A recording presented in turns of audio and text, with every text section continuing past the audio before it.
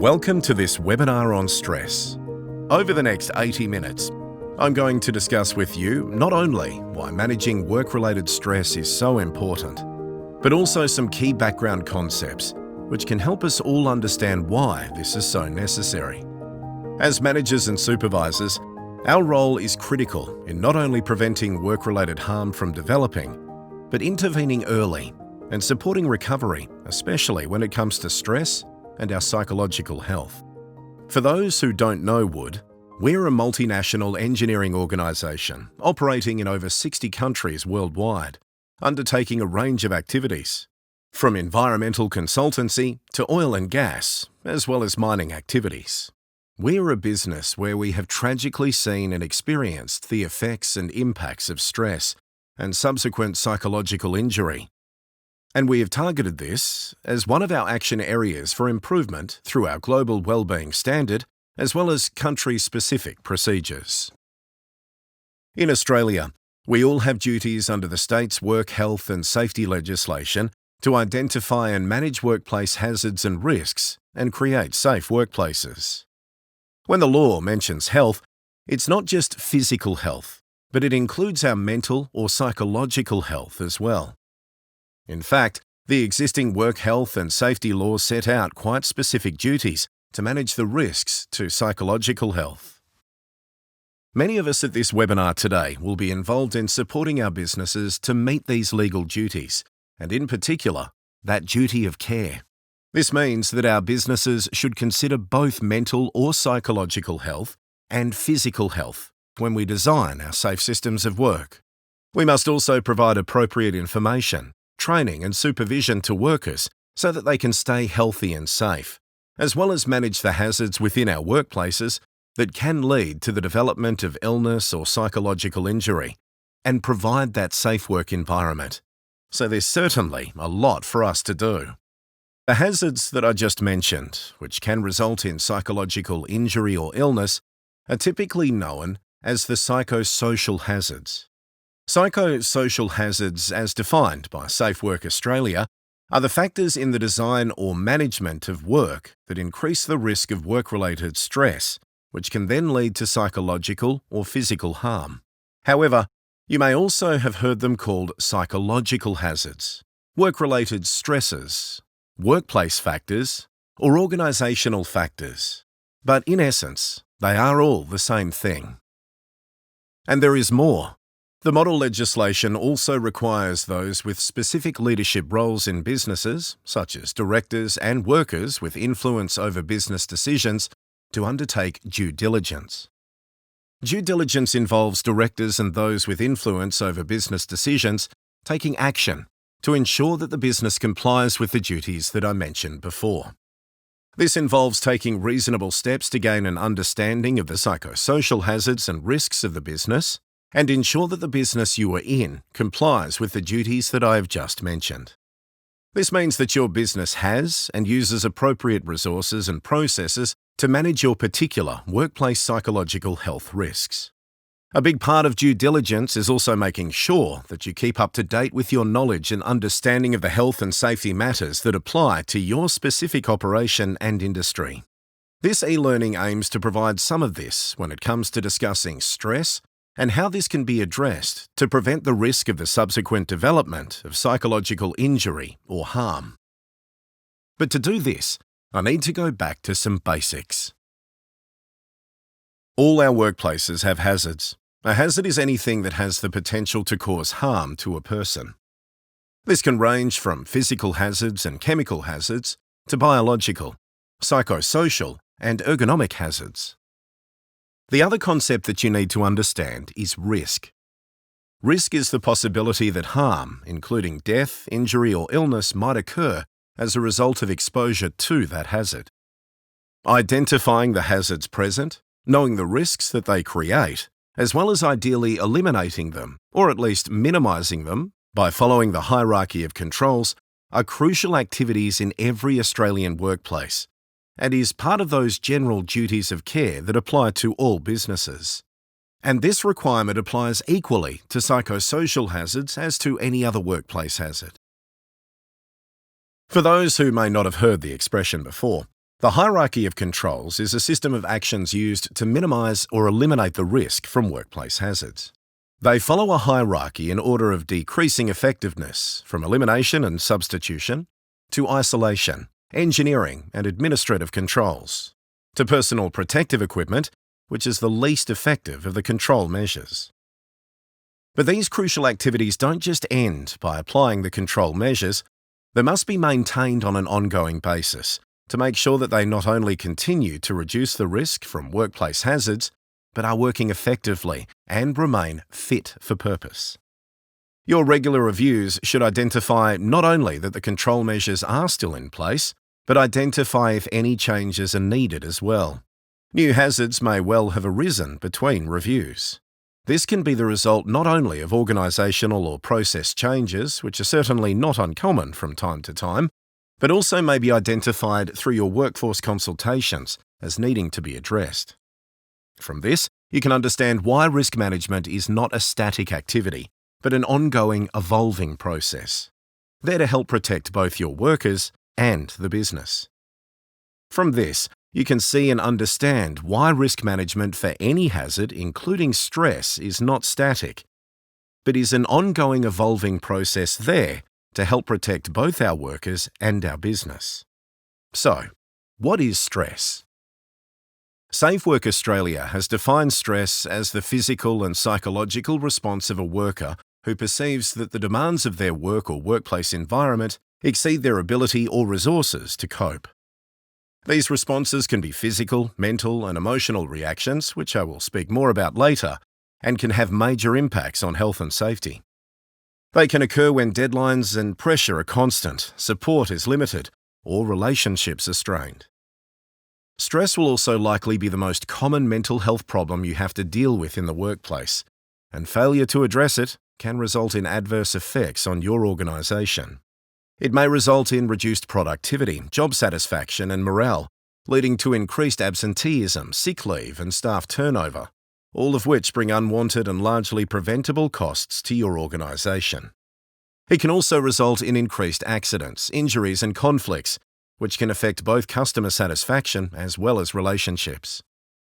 Failing to manage work-related stress can not only have significant repercussions when meeting your duty of care and legal obligations, but can have a serious impact on your bottom line as well, which is an important consideration for us all.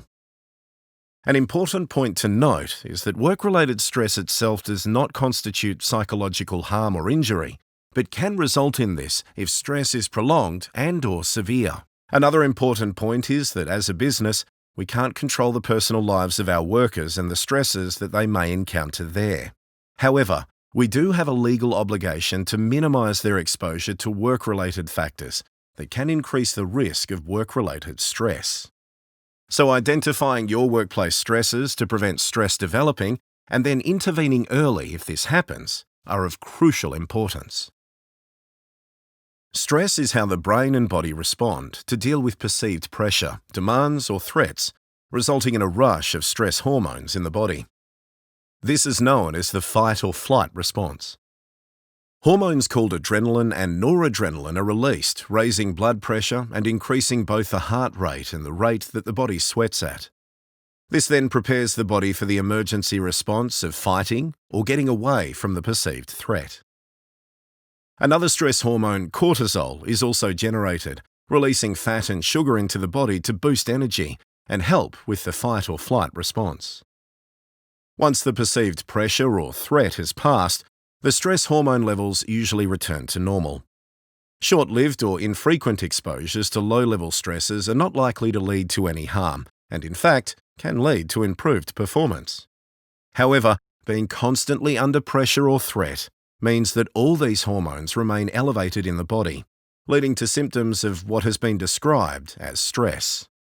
The build-up of these chemicals and the changes they produce can be damaging for long-term health, which is why it is so important to identify their effects early and address the perceived trigger or stressor. The word stress is now commonly used as a blanket term to describe both the events or factors that are the source of perceived threats or pressure and the subjective feelings that they generate, i.e., both the cause and effect.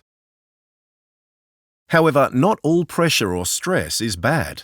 A certain amount of stress or pressure can help people accomplish things more efficiently. It can even help boost memory, help boost the immune system, and help motivate to achieve goals. Stress, as we know from the fight or flight response, is key to survival, but too much stress, as I mentioned earlier, can become hazardous. There is also a clear distinction between pressure, which can be a positive and motivational factor, and stress, which can occur when the pressure becomes more than the individual can manage. What the level of hazardous stress is comes down to perception. What is one person's stress is another's pressure, and as a manager, you need to recognise this. Stress affects everyone differently, but there are some common early signs that can indicate that members of your team are feeling under pressure and stressed. These signs can be broken down into 4 main groups: behavioural effects, mental changes, physical effects, and emotional signs. As a line manager, you should know your team better than anyone, and are therefore in an ideal position to identify these changes, which could indicate that something has altered. The behavioural effects to look out for could include your workers struggling with their workload and not getting things done, missing deadlines or forgetting tasks. They could have low levels of concentration and focus, and difficulty in organising and prioritising their work tasks. Their performance may well be diminished, their motivation changed from usual, and they may display negative attitudes, such as complaining about lack of management support, as well as being fixated on fair treatment. Other behavioural signs that you may notice is that they are working too many hours, being first in, last out, and emailing out of hours or while on holiday. Something else to look out for is if they are smoking or drinking more. When it comes to the mental changes which you can see when someone is feeling stressed, look out for your worker losing confidence, experiencing poor memory and recall, as well as having difficulty both concentrating and making decisions. While the physical effects you could see include the worker being constantly tired, not caring about their appearance, gaining or losing weight, experiencing frequent minor illnesses due to being run down, as well as complaining of stomach upsets, including indigestion, not eating or feeling hungry, as well as slowed reactions. Finally, the emotional signs that you can see resulting from the body being kept under constant threat or pressure includes irritability, aggression, defensiveness, tearfulness, as well as erratic or unacceptable behaviours. If you do notice any of these effects or signs, then try to establish whether certain tasks or work environments, times of the day, or particular team dynamics are contributing to the distress. If the problem persists for more than a few days, then act. Also, be aware that the worker themselves may not even recognise what is happening to them, or pretend it's not happening, or feel anxious about speaking up about how they are feeling. This is sometimes referred to as presenteeism, which is when workers are not fully functioning in the workplace because of an illness, injury, or other condition. Even though the worker may be physically at work, they may not be able to fully perform duties and are more likely to make mistakes on the job. So don't ignore it, but engage with them and speak about what you see. The longer that your workers feel stressed and experience health effects, the more they are at risk of developing longer-term health issues.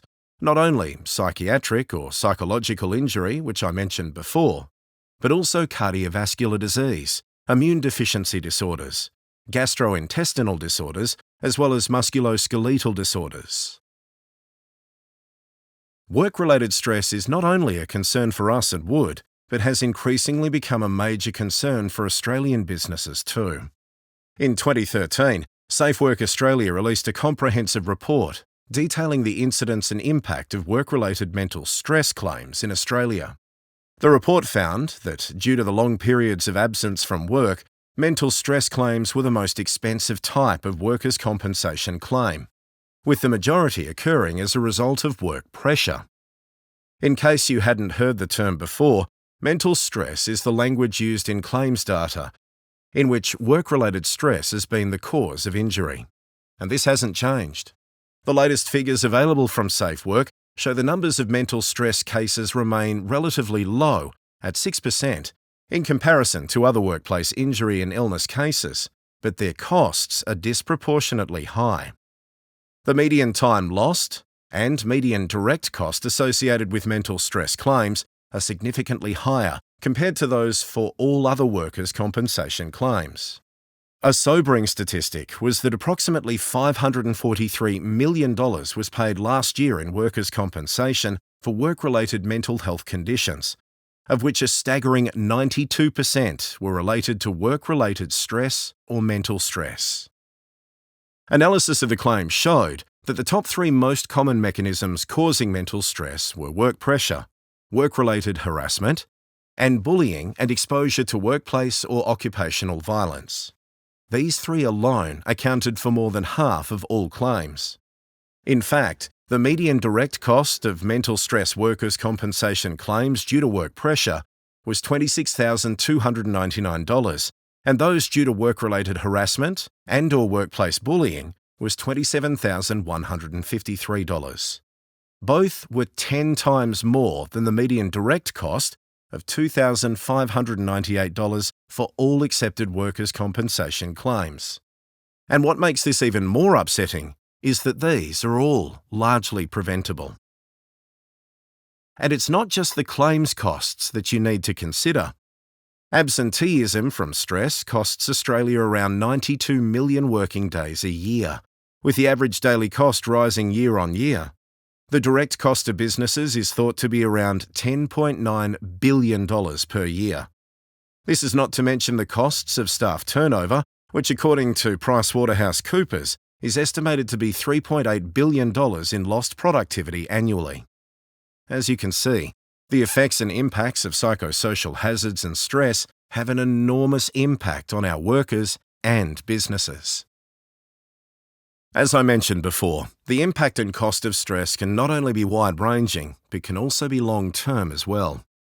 When you consider the person themselves, it involves not only effects they may experience, which I described before, the potential reduction in their quality of life, and potential absence from work with the camaraderie and social benefits that can bring, but also the impact from the suffering experienced. This can not only affect them, but can also have an impact on their family too. And that's not even considering the financial consequences that can occur from the long-term absences, which can happen when the stress becomes overwhelming and mental illness develops. In fact, absences related to work-related stress claims are nearly 3 times longer, at 15.3 weeks, compared to 5.5 weeks for all other claims. And the impacts don't just stop at the individual. It's also likely there will be a reduction in your overall workplace morale because of your workers seeing a colleague absent or unwell. It could also be that they themselves are also affected to a lesser degree by the same stresses. This then cascades into affecting your business productivity, and it's not just these indirect costs that will affect you. You'll also have direct costs to your business, not only from any claims or legal actions raised, but costs for covering the absent individual, raised premiums to cover the potential need for ongoing medical interventions to support the worker, as well as costs to support their rehabilitation and return to work. All our businesses and industries are affected by psychosocial hazards and therefore stress to some degree. But there are some types of work and some sectors that have an inherently higher risk of this. Some of the highest rates of mental health disorders, including stress, are found in the defence forces, police and firefighters, teachers, as well as health and welfare workers.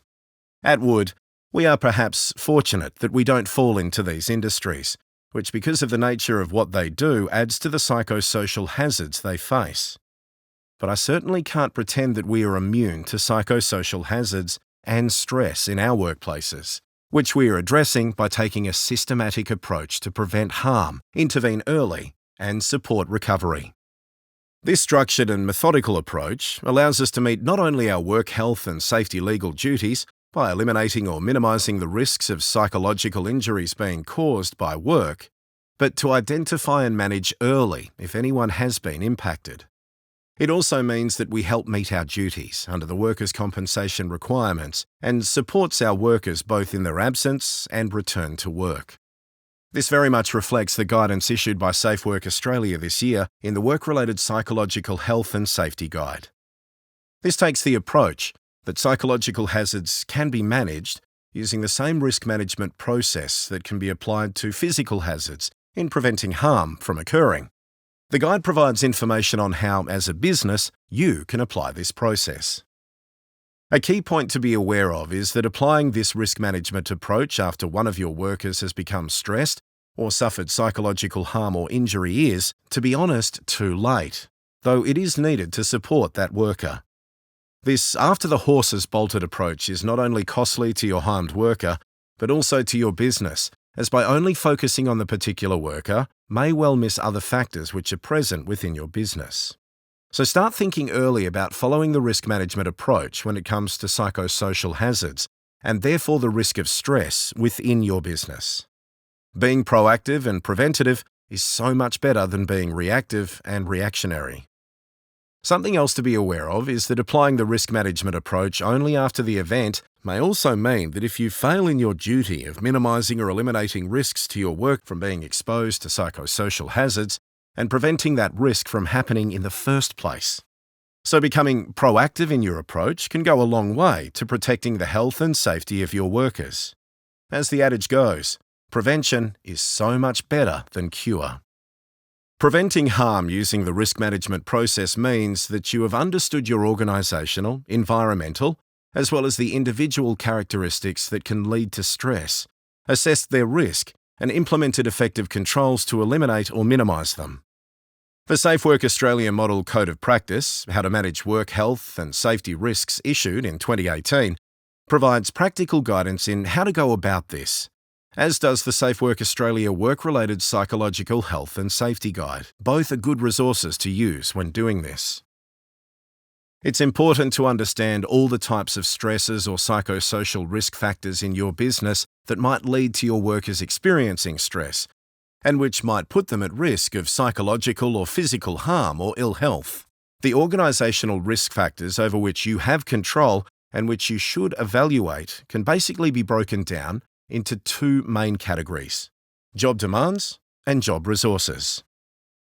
The job resources demands model was introduced as a model of worker well-being and highlights that we need to balance both in the workplace to manage work-related stress.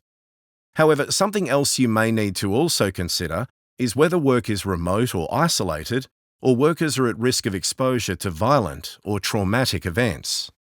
When it comes to the environmental stresses, workplace physical, chemical, biological, and ergonomic hazards can also affect your workers' performance and well-being and trigger a stress response. They can do this by either adding to the response triggered by another stressor or can cause stress to be triggered on their own. Common environmental stresses which we have to deal with at wood include noise, vibration, lighting and temperature and humidity. But your environmental stresses, depending on the activities that you do, could also include such things as air quality issues, as well as the use of unguarded plant and machinery. Finally, when it comes to individual factors, it has been found that those with more protective factors, such as coping skills like resilience, respond to stresses in a more positive way than those who don't have these same characteristics. So, intervening early in those that don't have this ability is another key action that as a business we need to take to protect our workers. Intervening means that we reduce the potential severity of any harm or injury that can occur because of exposure to psychosocial hazards. It also reduces the length of absence, as well as allows us to put in place adjustments or modifications to those workers who are displaying any of the changes and effects of stress that I spoke about before. When we think of the risk management process, reviewing the control measures to make sure that they are not only in place but remain effective is a crucial part of this, and very much reflects the need to intervene and intervene early. As you know yourself, the sooner you identify something is not right or not working, the easier it usually is to get fixed. The fix required when it comes to work-related stress means that you should provide early assistance and support to treatment and rehabilitation services. As a manager, if you identify that one of your team is displaying signs of stress, there are several things that you can do to support. If you have one, refer them to your worker assistance program. A worker assistance program offers free, confidential, third-party counselling and support services to workers, either via telephone or in person. The advice might not only help the worker develop the knowledge and skills to recover, but also remain well at work too. If you don't have a worker assistance program, a suggestion would be to arrange with a local psychologist who can provide services for your business as needed. You can find one through the Australian Psychological Society's website.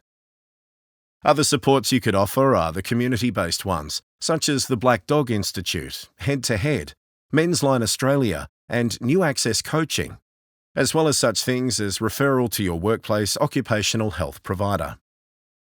Supporting also means that as a manager, you help in the return to work process. As a reminder, workplaces are legally required to have a policy in place to support a worker to return to work after workplace injury, including psychological injury. Although I know stress is not viewed as an injury, the effects such as anxiety and depression, etc. are. But applying the same approach and taking reasonable steps to help with or provide rehabilitation goes a long way to reducing absence and also enhances your reputation as an employer of choice. Involving a workplace rehabilitation consultant can also be really helpful. They can not only provide immediate contact with your worker once you become aware that someone is absent or needs support as a result of stress, but they can provide someone that your worker can express their concerns to, as well as be someone that can assist them through their recovery process. I'm going to speak more about all these topics in detail later. As Wood have started to implement a stress risk management process, there have been some key learnings and factors identified which we've learnt are crucial to its success. First and foremost is having leadership commitment. At Wood, one of our core values that we follow as best we can is care. Having senior managers that have openly discussed their own mental health challenges, including being stressed, as well as describing ways that they switch off, has helped considerably in both raising awareness of what to look out for and also normalise our approach to managing stress and the psychosocial hazards. What we have identified particularly in the hurly-burly oil and gas parts of our business is that there is a reluctance to admit if people are not coping and feel stressed, leaving it often late before coming forward. So improving education and awareness around stress for everyone, as well as undertaking line manager training to identify signs early, has started to pay off.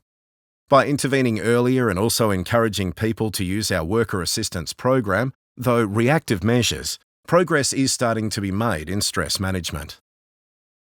A word of caution, though, is to be prepared to make the business case for the interventions needed to manage your psychosocial hazards. You will require evidence to back up why you want to initiate particular interventions. Return on investment, which to be honest is an important consideration for most, if not all businesses, is something that you need to be able to demonstrate, particularly if your interventions require investment in money, time, and people.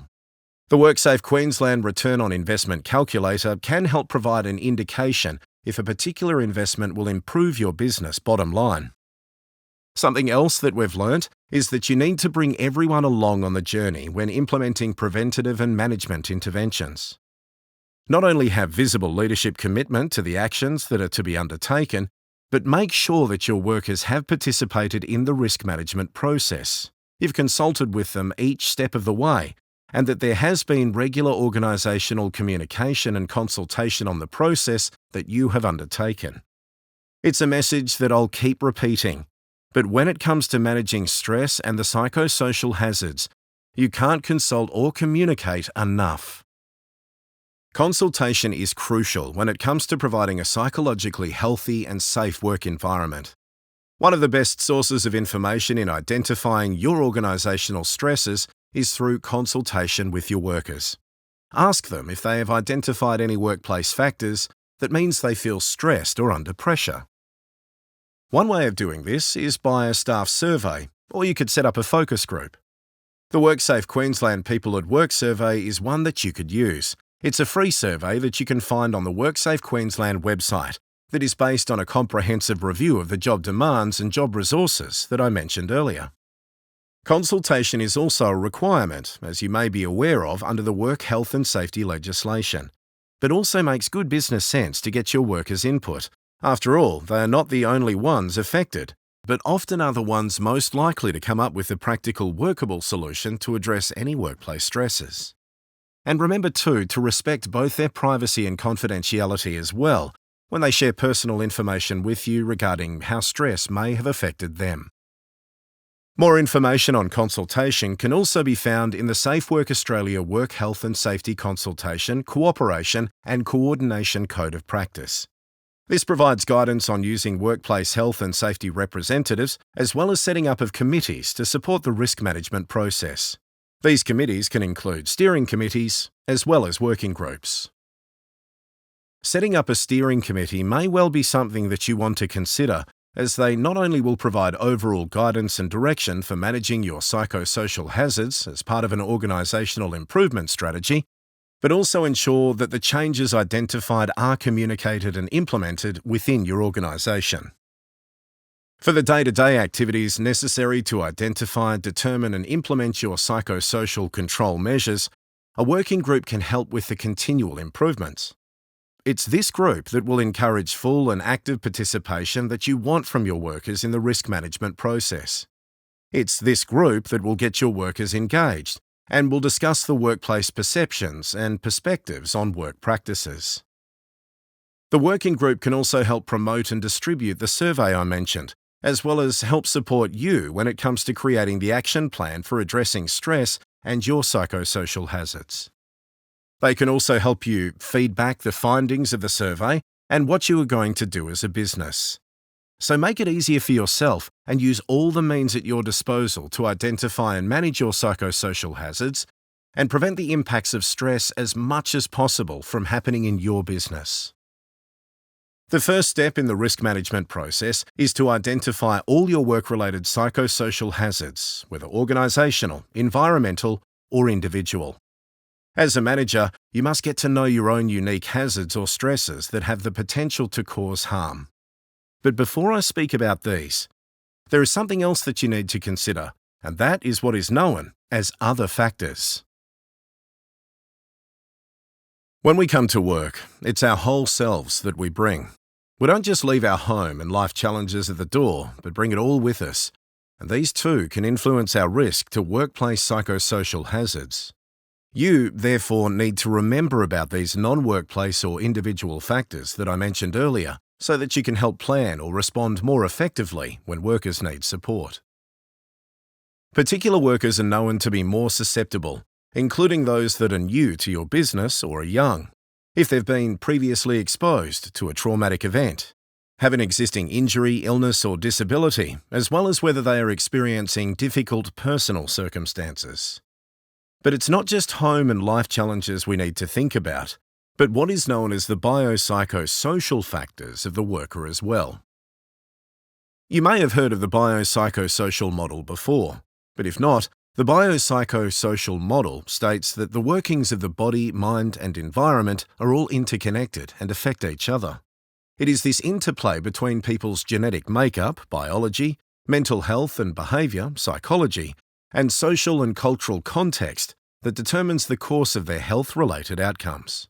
So always remember to consider these external factors, and remember too that people respond differently to the different psychosocial hazards.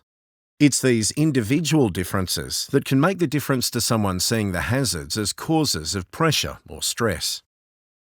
At Wood, we've created a list of local resources which line managers can provide to workers so that they can identify where they can get help and assistance when dealing with such social challenges as domestic violence, gambling addiction or caring duties.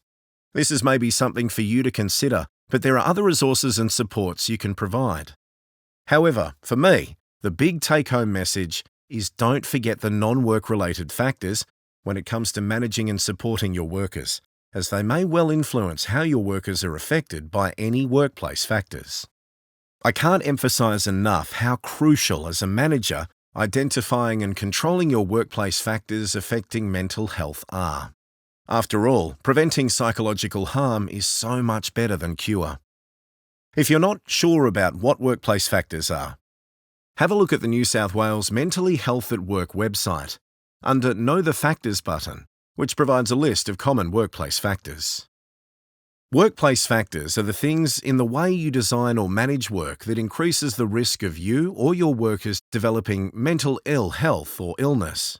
As a manager, you must get to know your own unique workplace factors.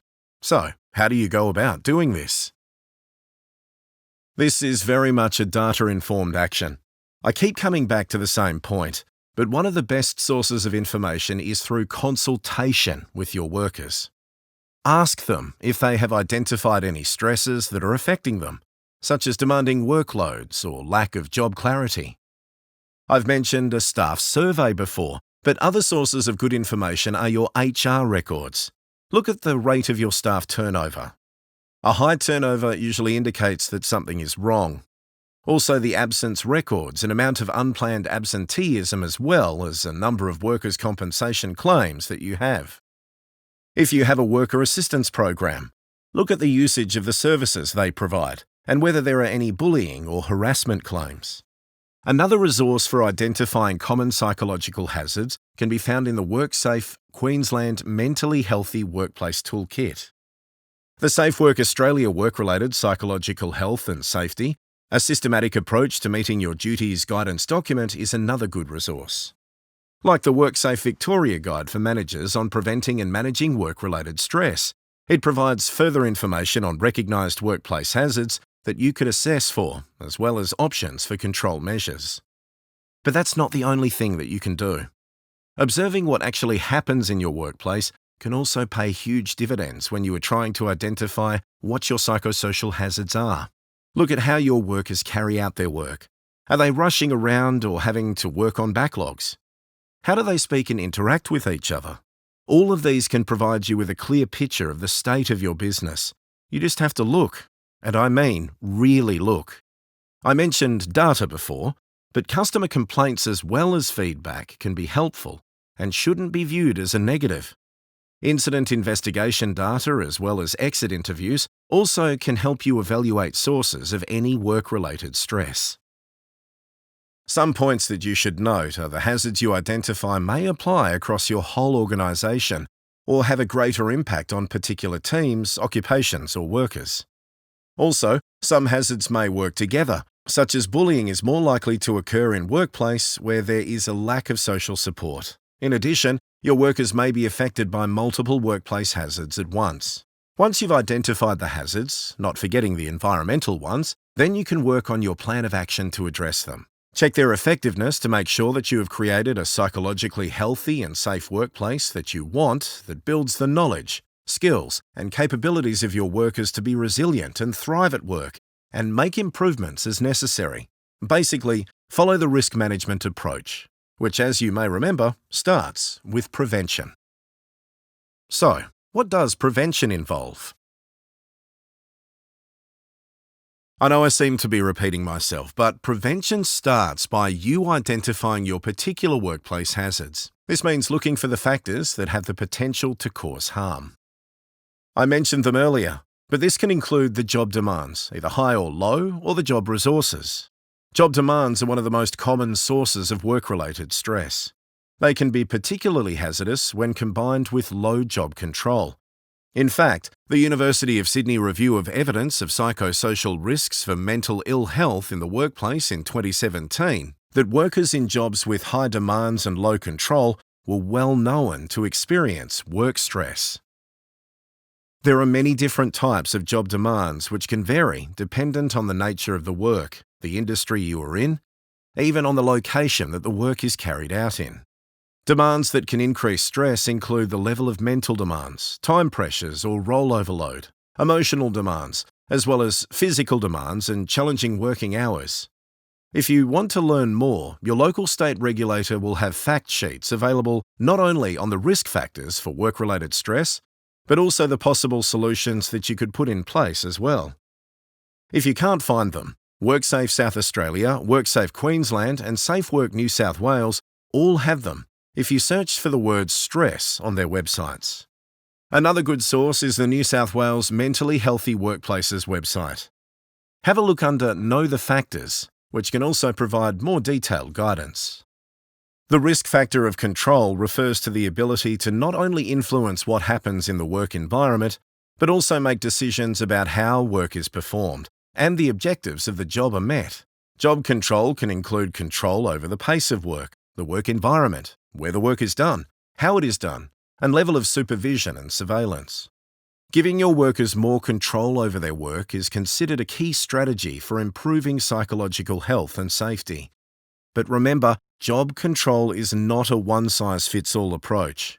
When you have control, it also means you are taking on responsibility and accountability, which in itself can cause stress if not adequately supported. So sometimes be careful about what you wish for if all the right measures and controls are not in place. Other workplace factors that you may identify include poor support, as well as low recognition and reward. Support refers to the encouragement, sponsorship, and resources provided by both your organisation as well as by yourself as a line manager. It's about giving constructive feedback, helping to fix problems, mucking in when the going gets tough, and being someone that your workers can go to talk about their work problems. Support provided by you can help modify the stress responses that people might otherwise experience and can give them greater coping resources when demands are high. And it's not just your support that can make a difference. That provided by your workers to each other is equally important, and it is your behaviours that drive this. You are the one that sets the tone as to how your workers provide support, so a key part of the control measures to address poor support is to emphasise and develop supportive relationships. An important part of support is always knowing what is available for you as a manager and where you can go to get guidance and support when you are having to deal with issues amongst your team and are feeling under pressure. Knowing yourself gives you the ability to direct your team as well. Recognising and rewarding the efforts, contributions and achievements of your workers is another important factor when trying to minimise the risk of work-related stress. Recognition and reward help increase engagement, loyalty and job satisfaction, as well as make your workers feel more valued and more confident. From a business perspective, it also helps ensure that good performance is repeated and maintained. And reward and recognition does not have to be monetary. It can be through positive feedback, compliments, as well as opportunities to develop more skills. A thank you can go a long way. Providing such effective communication is obviously important as a manager. However, when organisational change is poorly managed and communicated, it can be another of the factors that can trigger a stress response. As far back as the ancient Greeks, they recognised that the only constant in life was change. However, poorly managed change leaves workers anxious and uncertain. Change can be at both the individual or organisational level, with changes in rosters and equipment to mergers, acquisitions and restructuring. However, how this is managed and communicated is crucial. If this is something that you feel could be done better in your business, then have a look at the Queensland Government Change Management Best Practices Guide for some good advice and avoid the risk of stress the next time there is change in your business. The Heads Up website also has a helpful list of contributing factors to workplace stress that you could use as a checklist for your workplace factors. Others to look out for are poor workplace relationships, low job clarity, poor organisational justice, remote or isolated work, poor environmental conditions, as well as workplace conflict and violence. Organisational justice refers to the extent that your workers perceive that workplace procedures, interactions and outcomes are fair in nature. It means having a culture of transparency, openness, respect, fairness and equality. I keep speaking about communication, but clear, timely and open communication is imperative in gaining loyalty, trust and cooperation from your workers. Working in a fair and transparent environment helps greatly in helping workers meet the challenges of their day-to-day roles and avoids the scourges of discrimination, harassment, and inequitable treatment of workers. Something else that helps your workers meet their work challenges is job clarity. Low job clarity with constantly changing requirements, objectives, and responsibilities can lead to confusion on job deliverables and be a significant source of stress. It can lead to both frustration as well as conflict between colleagues, with consequent strain on workplace relationships. Workplace relationships can be tricky things as they directly affect how your worker feels at work. They can be positive and supportive, but they can also be a source of stress as a result of the conflict. When this is more extreme, can result in workplace bullying. This is something that I particularly wanted to talk about. You'll find that bullying is mentioned on the heads-up list and is something that you certainly shouldn't forget to consider. In fact, in the most recent work-related claims statistics released by Safe Work Australia, 20% of the mental health claims were linked to bullying or workplace harassment. So even if you wouldn't like to think so, this may well be happening in your business. Fair Work can provide you some guidance on this, as can the Heads Up website. So too can Safe Work Australia, where you can find the guide to preventing and responding to workplace bullying and dealing with workplace bullying, a worker's guide. Your own local regulators also may well have some guidance materials you can access as well, so check out their websites. Safe Work has defined workplace bullying as repeated and unreasonable behaviour directed towards a worker or group of workers that creates a risk to their health and safety. Bullying can occur in any workplace and can be harmful to your workers if they experience or witness it. Having an anti-bullying policy can go a long way to address this. What you also need to recognise is that workplace bullying doesn't just hurt those involved. The wider workplace is also affected through lower morale and lost productivity, and has been estimated to cost Australian businesses between $6 billion and $36 billion per year, which is a truly staggering amount.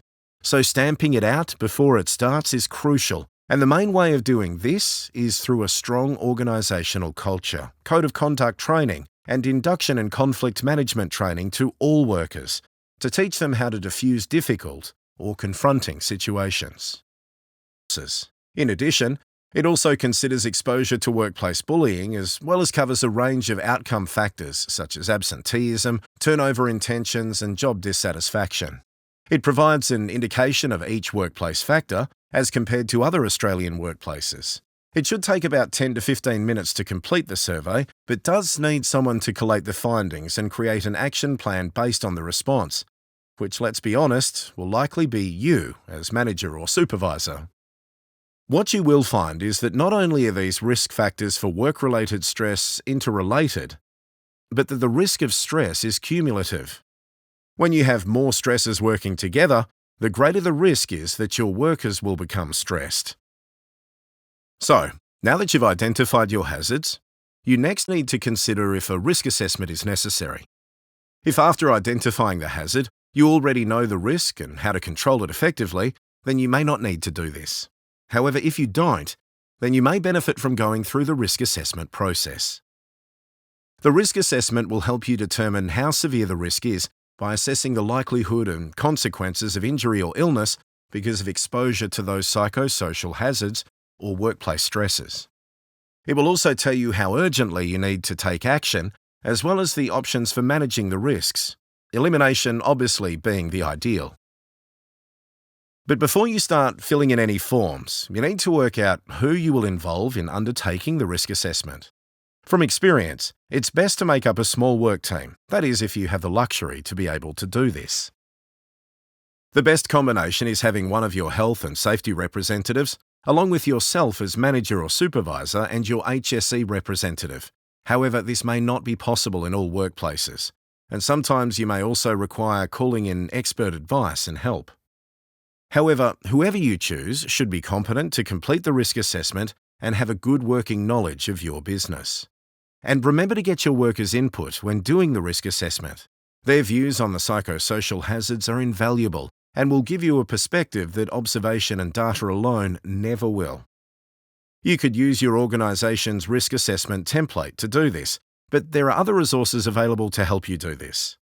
Resources you could use include the Heads Up plan, which is available online, the guided self-assessment tool called Reducing the Psychosocial Risk of Workplace Change helps identify the risks and responses for organisations involved in a change program. By understanding the nature of the harm that could be caused, how serious the harm could be, as well as the likelihood of that harm happening, will let you determine your level of risks from your different workplace psychosocial hazards and help you prioritise the preventative and management control measures you need to take to help prevent and manage stress in your business. A word of caution before you start putting in place control measures is to always check and make sure that you don't inadvertently introduce any new hazards when you implement these controls. Adding to hazardous workplace stresses is never a good thing. Another crucial point, based from experience, is to make sure you take everyone on the journey when implementing preventative and management actions. I know I mentioned it before, but can't emphasize this enough. What you decide to embed has to be successful if you are to minimize the risk of stress and the potential to develop psychological injury. As you know from the model work health and safety legislation, any work-related hazard that represents a risk to workplace health and safety, whether physical or psychological, must be eliminated as far as reasonably practicable. Otherwise, it must be minimized. The hierarchy of control can be equally applied to psychosocial hazards as it can to physical ones. When it comes to work-related stress, this usually means substituting or altering the problem stresses by targeting the work itself and focusing on changing the work design or systems of work, as well as on the work environment and work conditions. It may well also mean that engineering and isolation controls are needed, particularly when it comes to the environmental factors. So, what does this mean for you as a manager?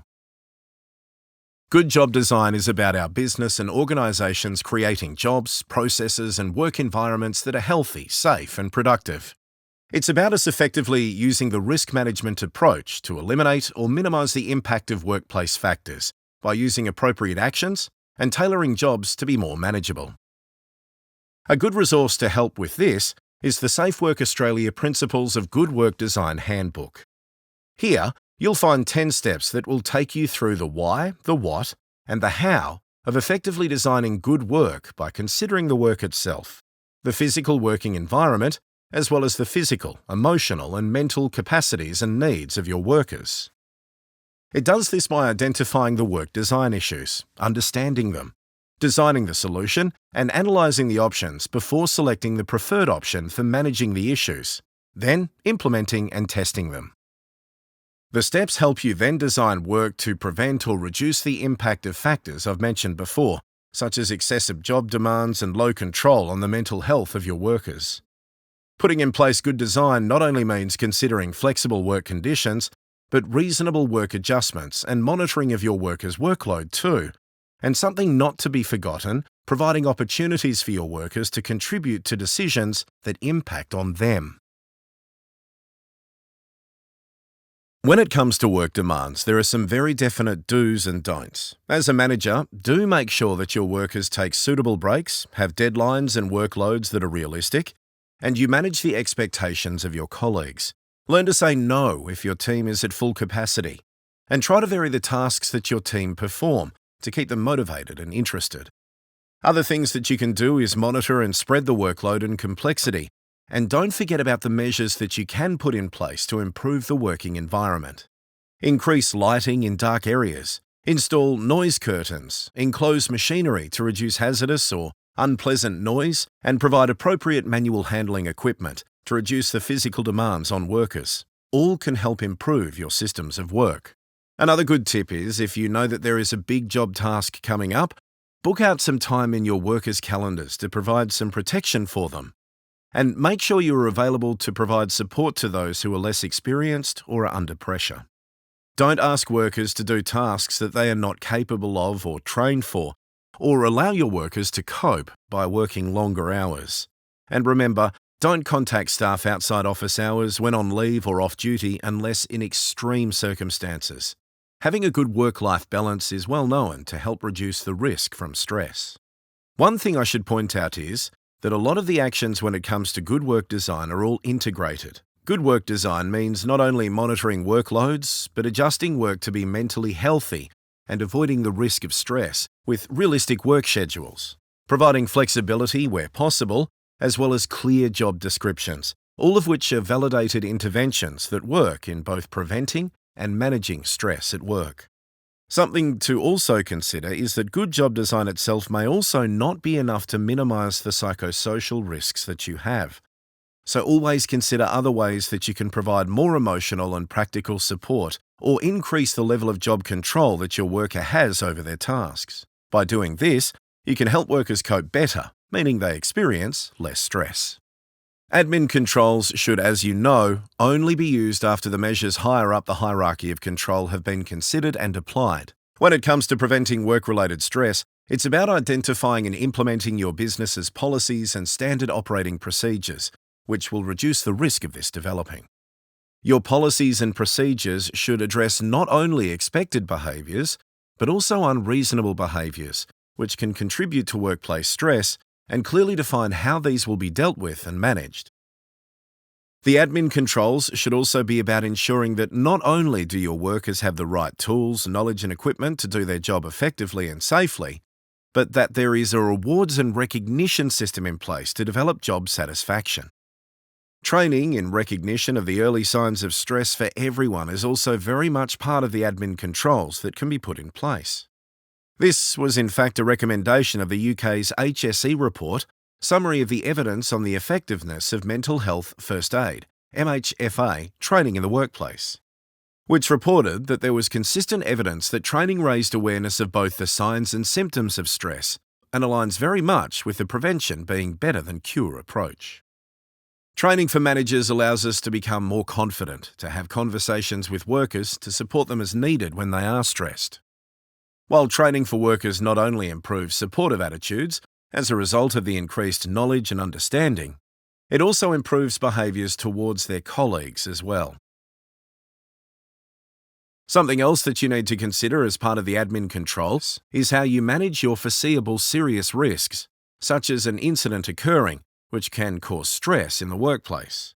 This is something which we have had to develop at Wood, where we have tragically been affected by the ditching of helicopters in various locations around the globe. Processes have been developed, so everyone is clear as to how these traumatic events are dealt with, including the provision of support and counselling to both families and co-workers. Because of the nature of work that we do at Wood, personal protective equipment has also to be used when it comes to managing our psychosocial hazards. Though the last line of defence, this is needed to protect our workers from the physical workplace hazards we have, which can cause stress, such as heat, noise and glare. Remember, using a combination of different control measures may not only be needed as a result of different issues affecting different parts of your business or organisation, but having a combination of measures can also more effectively control and prevent the psychosocial risks that you have.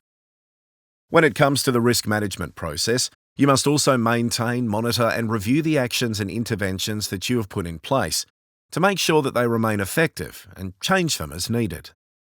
Monitoring for the number of absences due to stress or psychological injury is one way you can assess the effectiveness of your controls and is something that we've been doing at Wood for a while.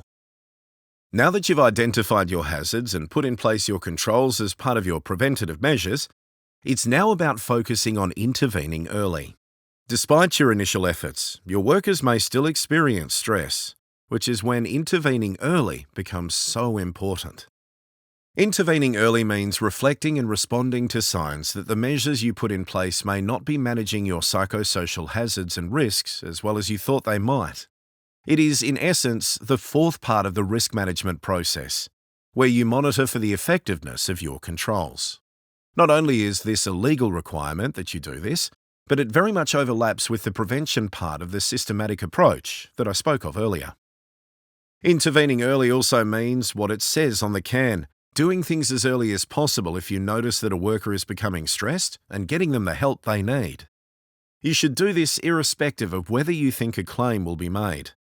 You should be doing this from the stance of being a good and caring employer, and what you'll find is that this will pay you dividends. Being an employer of choice not only helps your business attract and retain great workers, but gives you a competitive edge too. And don't just take my word for this. This was clearly demonstrated in the 2014 Instinct and Reason and Beyond Blue Employer of Choice study. Workplaces that managed their psychosocial risks effectively were not only the second most powerful reason for a worker to stay in their job, but also the second most important factor in deciding for a new worker to accept a position after pay rates. Being proactive attracts the top talent. And speaking of competency, research has also shown that when managers have particular competencies, it can reduce work-related stress.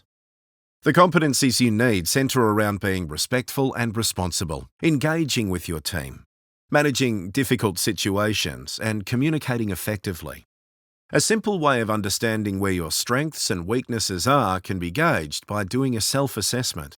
One that you could use is the Competency Indicator Self-Assessment, which is part of WorkSafe Queensland's Mentally Healthy Workplaces Toolkit. The UK's HSE also has a competency tool that you could use, which was developed in association with the Chartered Institute of Personal Development, which allows you to identify if you demonstrate the correct behaviours to be effective in preventing or reducing stress at work. One of the most important of these competencies, though, is communication. And to be honest, it's the one that most people feel least confident with. I've mentioned it before, but communication skills are key. They are not only key to dealing with stress and developing a stress-free environment, where your team feels comfortable to share issues early before they become problematic, but it also helps create an environment where you can then speak with your workers openly too if you have noticed the changes and effects of stress. If you've identified something of concern, then do something about it and intervene. WorkSafe Victoria provides a 5-step approach to talking about work-related stress, which you may find useful to help guide you when you come to intervene. Remember, the sooner this is done, the better if you are to prevent a psychological injury from happening. One way of doing this is to use opportunities that are already in place, such as regular work planning sessions, appraisals, or informal chats about progress, to provide neutral and supportive opportunities for both your workers to talk about any problems they may be experiencing, but also for you to speak if you have noticed any of the changes that were mentioned earlier in the webinar. Encourage them to use these opportunities to sort out their issues or concerns before they cause problems. Remember too, when talking with someone, ask questions in an open and non-judgmental manner. This gives the opportunity for your workers to express their concerns in their own way. Non-judgmental listening requires 3 key attributes: acceptance, authenticity, and empathy. Your workers may well have different experiences, values, and feelings from you. However, you should accept and respect these as they are, and not judge or criticize just because they are different from yours. Be genuine in your dealings with your workers, and show that you accept and respect their values in the way you speak and deal with them. And by expressing empathy and demonstrating that you hear and understand what they are saying and feeling, gives you not only a better perspective of where they are coming from, but also demonstrates to your workers that you do genuinely care. Remember too, that when we communicate, we do so much more than just words. How we say things and also how we do things can influence any discussion. These are known as the verbal and non-verbal actions. Following some simple tips can help you apply actions that will help you gain the most out of any conversation that you have with your team. So, for those verbal actions, listen, and listen without interrupting. Pay attention not only to what is being said, but also pay attention to how things are being said. Focus on the tone of the voice as well as body language. And check that you have understood. Ask appropriate questions so that you are clear about what is being said. A good tip is to summarize facts as well as feelings. Also, use minimal prompts to keep the conversation going. And and I see can go a long way to help. Another good tip is to not try to fill any silences. They can be helpful, and give the person time to think or organize their thoughts. By interrupting, you may also give the impression that you're only trying to hurry things along and are not that interested. When it comes to how we communicate or the non-verbal actions, then ideally sit when you have the conversation, as this allows you to appear less threatening, even if the other person is standing, and try not to sit directly opposite, as this can appear confrontational. Keep your body posture open, pay attention, and keep eye contact. If you listen, are empathetic and supportive, it makes it easier for your workers to feel able to open up about their mental health concerns and be honest with you. This then allows you to assess and plan what support can be offered to help them. Another thing that can help is to frame conversations around exploring and trying to find a solution to their perceived issues. You can also find some useful guidance on starting that conversation from the Heads Up website. Look under Managers Resources. Other guidance is also available from the Beyond Blue Having a Conversation, discussing mental health in the workplace, and the Are You OK? How to Ask Staff, Are You OK? booklet. A point of note is that when you have that conversation that the worker may well get upset and tearful. Let them take their time and resist the temptation to offer water or tissues, as they may perceive that as an attempt to stop them. Allow them to continue talking when they feel able. At some point during work, one of your team members may become upset. This may well happen for several reasons, and can relate to something outside of work as much as something within. If this does happen, first and foremost, stay calm. Reassure them that it is okay to be upset. We all have emotions, and it's a natural part of life. But importantly, also listen if they want to talk. By listening, it provides a space for both you and them to gain possible insight into the problem and identify possible solutions to help resolve the situation. Offer to call or contact their support person, or offer if they would like a colleague to be with them. Also make sure that you can give them time and space so that they can both express their emotions freely and compose themselves in privacy without the rest of the team looking on. One way of managing this is to suggest maybe leaving the building for a short time and have a hot drink or a short walk to help them compose themselves. It is always advisable to have someone accompany them, either a support person or work colleague, especially if they are still distressed. Once they have recovered, speak about what they want to do next and respect those wishes. They may well want to carry on working if sufficiently recovered. Otherwise, they may want to go on break or to go home. Make sure that they contact you once they go home. Remember to reassure them again that you support them, as they may well feel embarrassed at breaking down. And most importantly of all, don't ignore if someone is upset. Doing nothing may well make the situation worse. It's not always easy to get your worker to open up, but reassure them that you will deal with what they tell you with confidence, except where there are issues that pose a risk to them or others. In this situation, make it clear who will have access to what has been said in the conversation. Sometimes your worker may not want to talk to you for a variety of reasons, including concern about job security, concern about their supervisor not being supportive, concern about being treated and viewed differently. They may even perceive that you are part of the problem. However, offer a solution, such as getting HR or a colleague from another department to speak with them. However, not all conversations can be made in the space of appraisals, work planning sessions, or informal progress chats. There will always be times, though, when you need to have a more in-depth conversation, so plan that. Think carefully about the how, when, and where to have that conversation. Remember, too, about the potential for stresses outside of the workplace as well as within, and that the worker may need support to deal with both. Something to consider is that it may transpire during your conversation that your worker may in fact already have a non-work-related mental health condition. You have a duty to ensure their health and safety, including their psychological health, whilst at work, so additional controls may well be required, and which should be identified as part of your hazard identification process.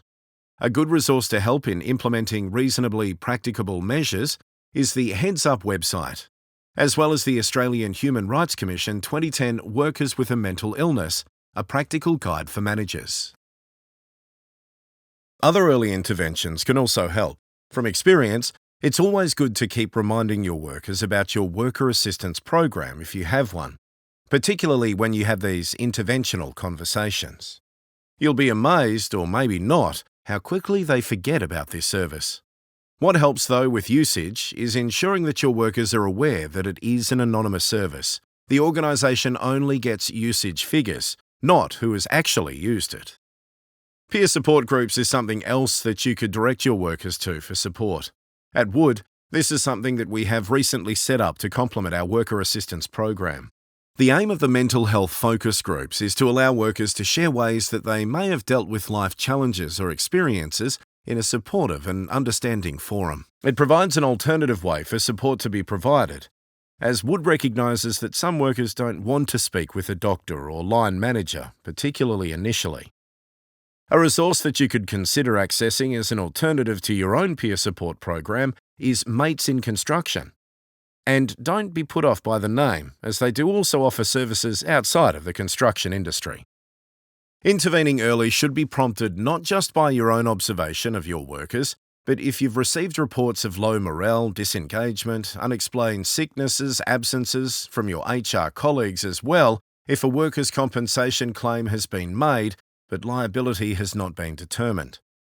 It should not just prompt you to revisit your original risk assessment, as mentioned earlier, but also investigate the particular factors around the psychological health and safety risks that have resulted in these changes. You should view this as an opportunity to better control your measures, disappointing as it may be that this has happened. Finally, early intervention also means following best practice and supporting your worker who has made and lodged a work-related compensation claim where their stress symptoms have persisted and are likely to be work-related. The Safe Work Australia Work-Related Psychological Health and Safety Guide can give you some great pointers on how to do this.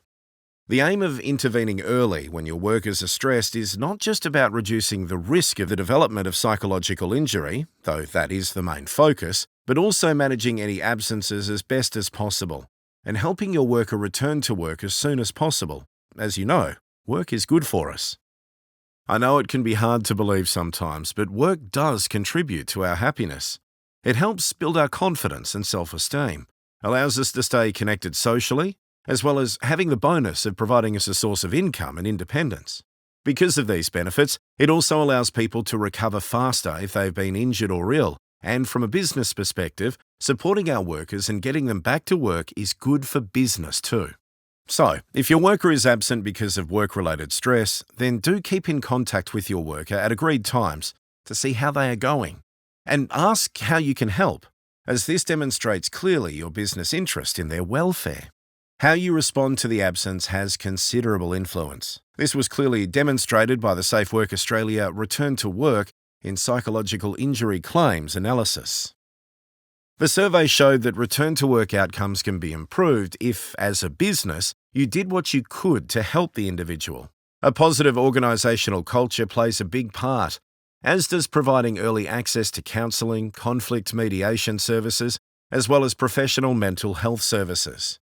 Identifying suitable alternative work and modified duties, as well as supporting your worker through the workers' compensation system and lodging their claim, are also actions that can make a difference. Something that can also help you is the training of your supervisors in best return to work practices. I know I mentioned return on investment earlier, but the very recent New South Wales trial focusing on line manager training on implementing adjustments to working conditions reported nearly a $10 return for every dollar invested. The report also identified that workers took nearly one less day sick leave in the 6 months after interventions were put in place too. So supporting recovery and doing it early has significant benefits for everyone. So, what does supporting recovery involve? Supporting recovery is crucial, both for work-related stress as well as if psychological injury has developed. If injury has sadly eventuated, then generally support requirements are covered under the workers' compensation laws in the different states and territories, where they are known as compensable injuries. The workers' compensation laws support your workers irrespective of whether the injury is physical or psychological, and provide compensation and entitlements such as medical expenses for doctors, counsellors and psychologists, income replacement payments, rehabilitation, as well as retraining costs, as well as lump sum payments for any permanent injury or disability. Some jurisdictions, so check with your state or territory provider, allow for payment of benefits and treatments before claims are accepted, and to be honest, it's in the best interest of both the individual as well as the business. Even if your jurisdiction doesn't do this, then seriously consider supporting your workers' recovery and providing access to early interventions. Prompt access to treatment can reduce the severity of the stress symptoms, can prevent development of psychological injury, allow the worker to return to work earlier, and improve the overall outcomes for everyone. I know I mentioned before about the benefits of having an anti-bullying policy, but something that you are legally required to have is a return to work program, whether for a physical or psychological injury. Though stress itself, as you know, is not viewed as an injury, following the same principles would not only be viewed as best practice, but can provide all those benefits to your business I spoke of earlier. Just because a worker has been experiencing stress or psychological injury does not necessarily mean that they will need time off work. Getting back to work is an important step in recovery and means that your worker can return to a normal life, often reducing the financial and emotional impact on them and their family. The Health Benefits Initiative of the Australasian Faculty of Occupational and Environmental Health of the Royal Australasian College of Physicians has demonstrated that early return and recovery in good work has important benefits. You'll note I use the words good work. There is no point in returning someone to the same circumstances which resulted in their stress or injury in the first place. This is to no one's benefit. Good work is about balancing the interests of your worker, your business or organisation, and society in order to ensure performance, engagement, and fairness. Simply put, good work is work that is free of negative health effects and offers health improvement opportunities to the worker. It involves 4 key domains. Worker engagement, where as an employer you create a culture of participation, is one of these. Remember when I spoke earlier about the benefits of the working group when implementing a stress risk management process? Community engagement is the second of these domains and refers to engagement with the community in which your business or organisation operates to encompass the concept of community or social responsibility. If you've not heard of this before, then look at the United Nations Sustainable Development Goals. These are a collection of 17 global goals designed to be a blueprint to achieve a better and more sustainable future for all, and include good health and well-being, as well as decent work and economic growth, which focuses on safe and secure working environments. They will be something that become of increasing focus for most, if not all, businesses as we head towards their 2030 deadline by considering the actual social, environmental, and corporate costs of doing business and not just focusing on that profit bottom line.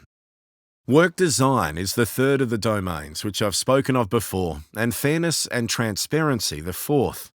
You may remember that I spoke earlier about poor organisational justice being a recognised psychosocial hazard. Well, having fairness and transparency is about preventing that by having an environment that respects procedural justice and fairness, critically dealing with incivility, discrimination, and bullying. Not all 4 domains need to be present for work to be considered good, as not all domains apply equally to all industries. However, applying them not only reduces your psychological hazards and risks, but improves recovery and return to work outcomes, and reduces the impact of an injury on their health and well-being.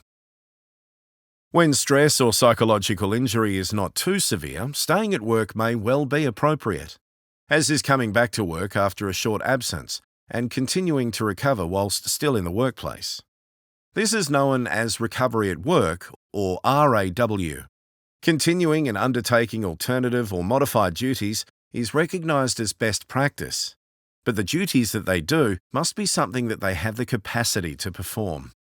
Even more importantly, the hazards and risks that led to their stress or psychological injury must also have been addressed, preferably by elimination, but at least by minimising them. So what can you do to support recovery at and return to work? The Monash University Return to Work Support Tools documents an extensive array of tools available within Australia, not only for the individual, but also for businesses as well as case managers. A particularly useful tool is the SuperFriend Best Practice Framework for the management of psychological claims, as well as the Return to Work website. A common number of effective methods of management or support were also identified across these tools, including flexible working arrangements such as working from home, reduced hours or changed hours, workplace modifications such as access to a quiet work area, as well as redesigning or reassigning tasks to reduce work pressure. Other successful methods of supporting workers included setting realistic goals, making sure that whatever job tasks were given could be achieved in the time that the person was at work, actually listing the duties to provide clarity around what they were to do, as well as identifying any potential barriers that may influence a successful return or recovery at work. Having confidence that you have maintained confidentiality about their condition was also found to be another criteria for success, as did working collaboratively with all the parties involved in the case management, including your worker, treating health practitioners, insurers or agents, claims managers, as well as injury management advisors. Doing this is what helps make recovery and return to work successful. When recovery at work isn't possible due to the stress or psychological injury, then making sure that when your worker is able to return, they do so to a safe environment where the psychosocial hazards, including those which have affected them, have been identified and controlled. By ensuring this, you have met the obligations of the work health and safety legislation. A couple of things that you should take note of regarding workers' compensation legislation is that not only should the return to work or RTW be safe, timely, and durable, but that your worker also has the right to select their own independent rehabilitation provider through your insurer. I know I've mentioned it before, but strong management commitment and good planning are key to successful recovery and return to work. Success not only depends on the common methods of management and support, but also on maintaining regular contact, so your worker still feels part of the team. Inviting them back to the workplace for lunch or coffee helps keep them connected to their work friends and colleagues. It also makes it easier for the individual to return once they are feeling better. The other key part of successful recovery and return is for your worker to be actively involved in the decision-making process of the recovery or return to work plan. After all, it is about them. Finally, for any recovery or return to work, like for any risk management process, it requires ongoing monitoring of its effectiveness. So make sure that regular review sessions to monitor both for progress as well as having an opportunity to discuss any challenges are part of the plan that you create. Workplace stress, like any hazard, can be managed and managed successfully. Being reactive after the event is simply not enough. To meet our obligations, we need to be proactive and forward-thinking so that we will not only create a safe and psychological healthy workplace, but will build a positive and stress-free as possible future for our businesses.